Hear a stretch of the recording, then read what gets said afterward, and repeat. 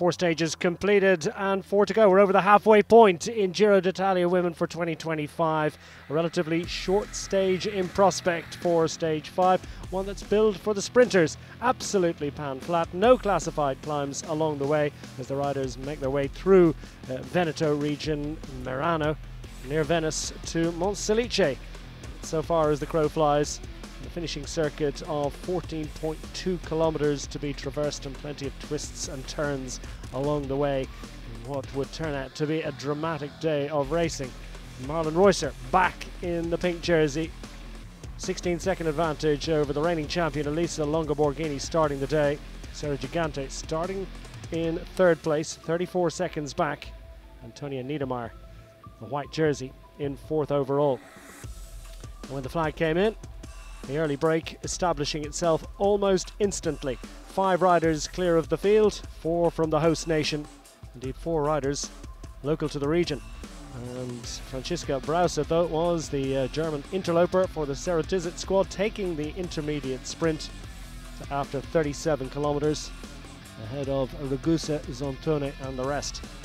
The main peloton at one stage more than 3.5 minutes in arrears of a group working well up front, heading from Venice down towards Monselice.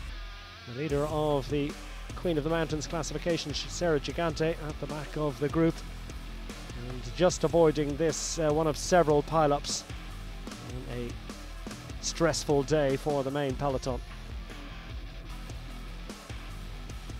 Up front, as the riders headed towards Monselice, the prospect of crosswinds proved tempting for the likes of the world champion Lotte Kopecky and the SD Worx-ProTime squad, but it was Elisa Longo-Borghini, the Italian champion, reigning Giro d'Italia winner, who along with her UAE team ADQ teammates decided to go on the attack, finding a crosswind section that split the peloton into several groups.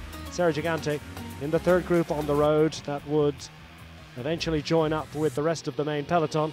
Frustratingly for them, though, by that time Marlen Reusser and others had managed to race clear to an expanding advantage. And Franziska Brause, getting the news from her team, racing clear of the breakaway riders, tried to fend them off for as long as possible. Eventually Liane Lippert and Marlen Reusser and others from that breakaway group would join up with the riders from the early move. Meanwhile, in the main peloton, the stress continued, crashes appearing, and Georgia Baker among those that would get back up and into the fray. Safely in the move up front of 21 riders was the pre-event favourites, the European road race champion Lorena Wiebes with her teammate Lotte Kopecky, the world champion, and indeed 5 riders, teammates of Lorena Wiebes, available to her in the efforts to try and move clear of the peloton. Marlen Reusser, the overall race leader, Elisa Longo-Borghini 1st and 2nd starting the day and looking to drive a wedge between themselves and the main peloton, including Sarah Gigante, as they arrive down to the finish line with 14.2 kilometers remaining. The advantage had stretched out north of a minute and continuing to expand. Frustrating moments for those left behind, including Gigante. Antonia Niedermayer starting the day 4th overall as well, was losing time to her main general classification rivals. No significant climbs along the day, but the winds had played a role in the sheer strength and power of the 21-rider group, including Katrina Olerud, 10th overall at the outset of the proceedings and looking to move up. Anna van der Breggen as well, 6th overall after a challenging day in the mountains, with a great opportunity to bounce back on a flat stage. Into the closing moments, and the SD Worx-ProTime squad trying to set something up for Lorena Wiebes, their European champion, converting in fine style. 2nd victory in 3 days. Marianne Vos, the greatest of all time, 55th podium finish for her in her visits to Giro d'Italia, but nothing that she or anyone could do about the sheer pace and power of Lorena Wiebes, who takes the victory ahead of Marianne Vos, Lippert, Kopecky and the rest. It's a 5th stage success for Lorena Wiebes, Marlen Reusser remains 16 seconds ahead of Elisa Longa-Borghini, and Van der Brecken now up to third overall. Sarah Gigante slips to fifth. Lorena Wiebes now into the lead of the points classification, will wear the maglia rossa into stage 6. And Sarah Gigante remains the leader of the mountains classification. Maglia azzurra still on the shoulders of the Australian rider.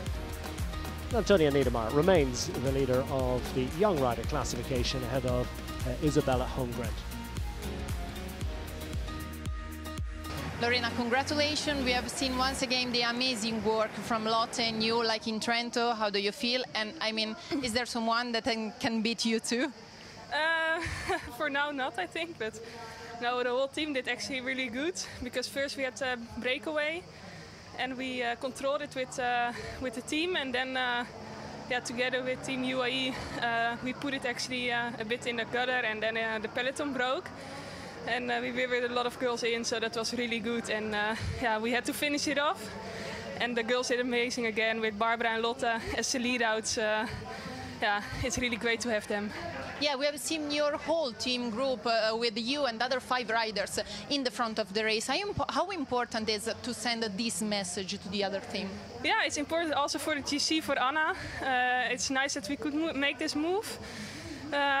So we can be really happy with today and can look forward to the next days.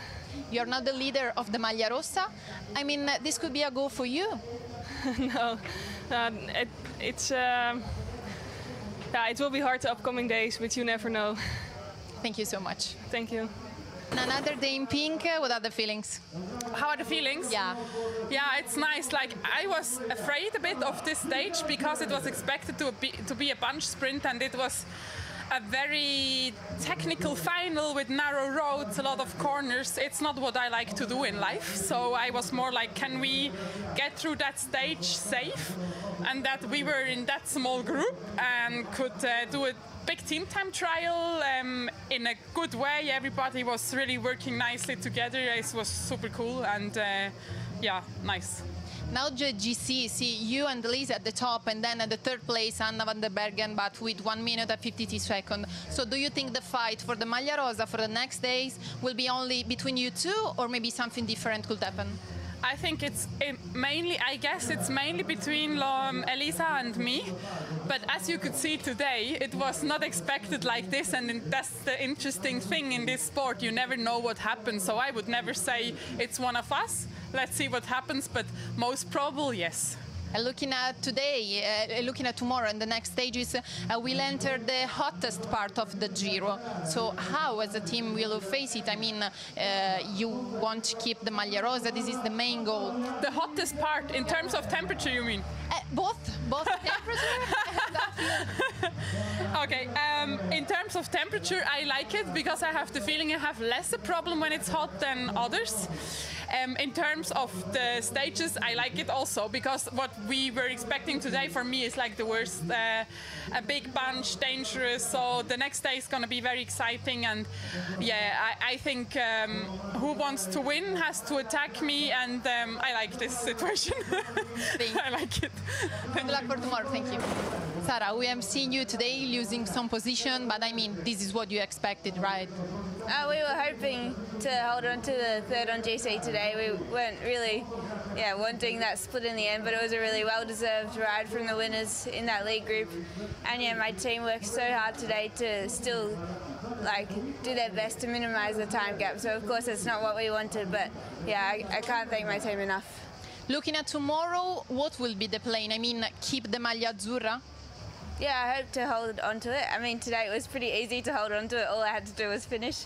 But yeah, tomorrow there'll be a few more QOMs. I have to look at the course, but I know it's a hilly one.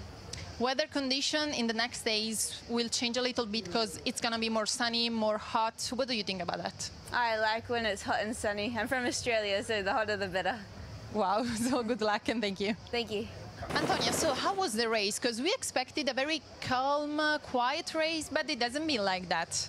No, they made a quite hard race, and unfortunately we were a little bit out of position in this right corner, and then the bunch split, and we tried to come back, but it was really hard. I think SD Worx and UAE were pushing quite hard. You have lost some position in the GC, but we know the next stages fit well on you. So I mean, this will remain the goal because the Giro is still long. Yeah, it's still a long way to go, and I think there are still opportunities where we can move up in the GC, and yeah, I think we shouldn't be too sad about. I mean, for sure, it's always frustrating if we lose positions, but yeah, in the end, we have some stages to go, and they will be hard. So yeah, positive about that. Tomorrow we'll enter in the hottest part of the race. We will back on the hills. So what do you expect from tomorrow's stage? Yeah, I think tomorrow for sure is a hard day, and I think it will be raced quite aggressively. Also, like maybe a good day for breakaway or something like this. So yeah, let's see. I think it will be quite challenging race. And at the end, you're still in white. Yeah, that's true. Thank you. Thank you.